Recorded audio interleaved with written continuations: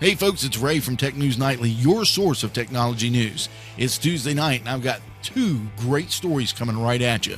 So let's get to them.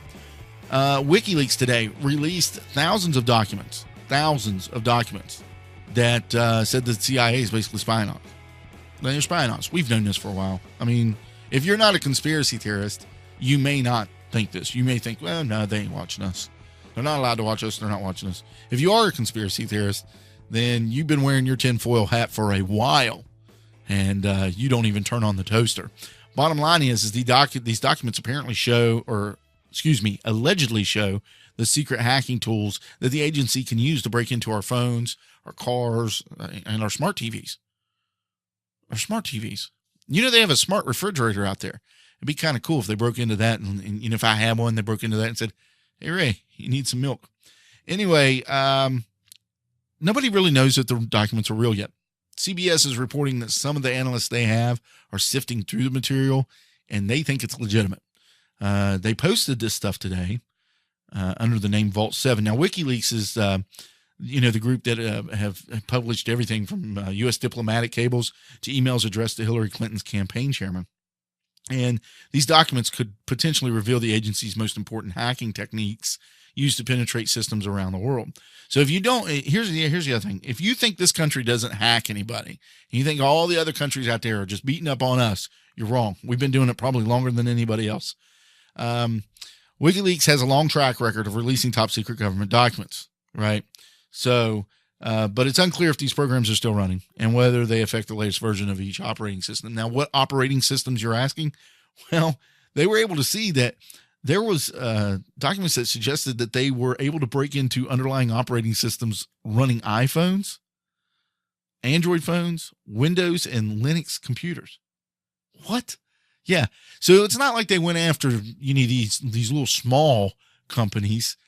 They went after 4 large major companies that make billions and billions and billions of dollars, and they have no qualms about standing up to the U.S. government and saying, no, you're not allowed to do that. Smack on the nose with the newspaper. Don't do that anymore. So anyway, yeah, that's what's going on. So if you think it's real or you got something to say and you really want to tell me, all you got to do is you got to email me at ray@technewsnightly.com. Okay. And in the subject line, I want you to put conspiracy or not. Now, here's the big thing. Don't just tell me whether you think it's a conspiracy or not. I want to know your reasons why. I want to know how you legitimize if it is or isn't a conspiracy. My general thoughts, this is not a conspiracy. This is real. Now, it's not that I trust WikiLeaks that much. I could give 2 craps less about WikiLeaks.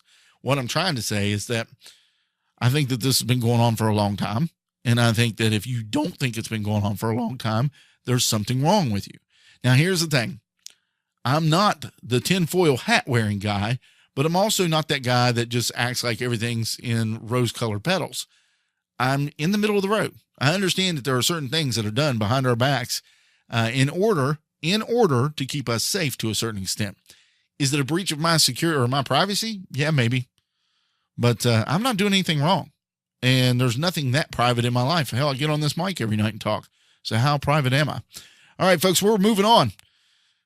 You know, I couldn't stop. I could not pass over this story right here. In BBC News today, or yesterday, they did this story called about wearable tech. And it's kind of an opinion story, I guess. And basically what it was is it's talking about how has wearable tech basically had its day? Is it done? Is it over? You know, and we got everything out there from Fitbits to iWatches to Samsungs to GPS. You know, Garmin has a pretty nice watch. They got all kinds of other little stuff. There's so many companies out there doing wearable tech now. And they base this story kind of around people that were trying to get fit. All right. And that's fine. That's all great and well. Okay. Because that's basically what wearable tech is. Okay. Everything from pedometers up to your $500, $600, $700 iWatch, whatever, Apple Watch, excuse me. So what they're asking, what the story was pretty much asking is this over? Is this a fad that is gone? I don't think it's a fad. First of all, I think it's something that we're going to see a lot more of. And as the price starts dropping, and this wearable tech becomes more available. You know, there are bands out there, that the fitness bands, that cost $25. So it's already there, right? But as this becomes more available at a cheaper cost to people that want to use it, all right, you're going to see more and more of it. And that's just the way it is. Let's think about the Walkman. The Walkman took off like crazy when it first came out.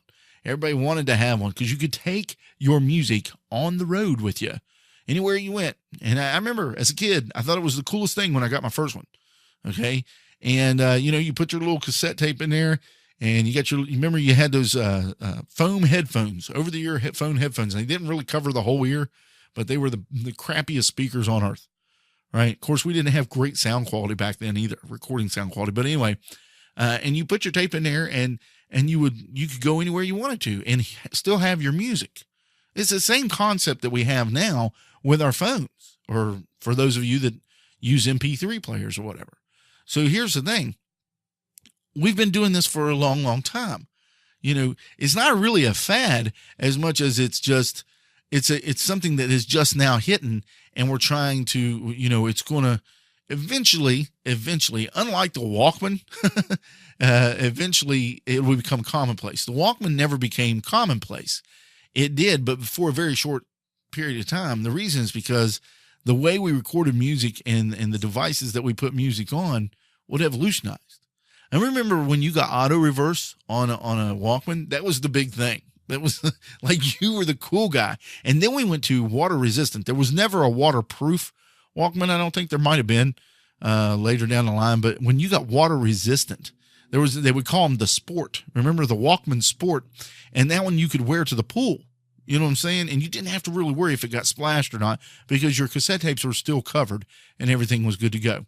So does, you know, back to it. Has wearable had its day? Like any other technology that we've had? I don't think so. I think what's happening right now is that we're kind of at a standstill, all right, because of the iWatch, or the Apple Watch, and the Samsung Watch. And of course, Garmin has a pretty nice watch out there also. You know, these things, it's not that they've gone to the pinnacle. They haven't made it to the peak yet, but I think they're at a plateau area. They're just kind of resting for a minute. Okay. Because there's a point in time when sales does not catch up with what you're putting out. All right. So, you know, I mentioned this the other night. When you have a product that you can put out series and series and series of, you know, or what they call those, generations, right? You're making money hand over fist, because your past generations are still going to sell as long as you leave them on the shelves, because you just cut the price of those, right? Because they're not as good as the new generation. The battery life isn't as long. They're not water resistant. They don't wipe your butt, whatever. It doesn't matter. The bottom line is that's how you're going to make your money. But I think we're at a point now where the wearable technology is kind of at a plateau, because they're trying to figure out how to do that next big thing. Folks, I don't think wearable technology is going to go away anytime soon. I mean, bottom line is the Google glasses would have been cool as hell if they wouldn't have made them so ridiculously stupid. And the reason why I say that is because they allowed the engineer guys and the tech guys get in there and make them to the point where they were just not something that was cool to use. It just wasn't that cool to use. And of course, then the media come out and say, well, how safe are these things? And people are going to be taking your picture. And of course, then there's a privacy issue. Well, okay. So wearable technology is going to be around for a while. I don't think it's had its day. I think it's just becoming more and more common for us to see wearable technology. And right now there's this big retro kick. For some reason, everybody's wanting to go back in time. Let's go back and use the stuff that we loved in the past, but it's got to have the new technology now. So that may be the next one. That may be the next wearable you see out there.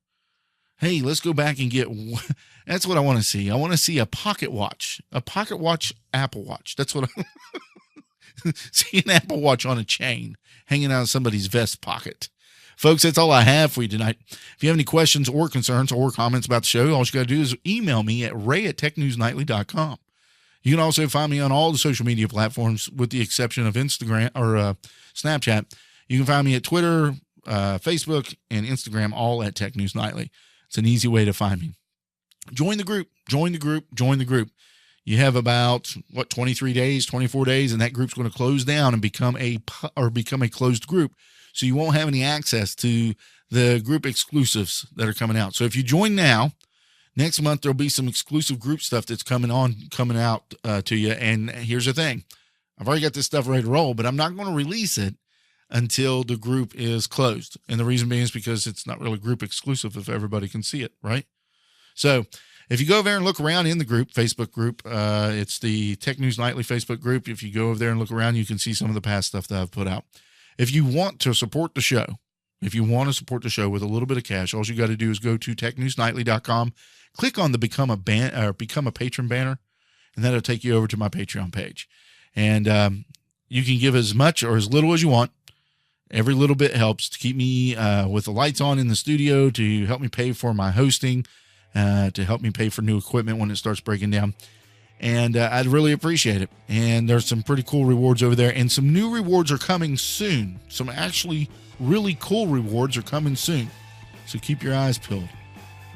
Folks, until I talk to you tomorrow, be good and take care.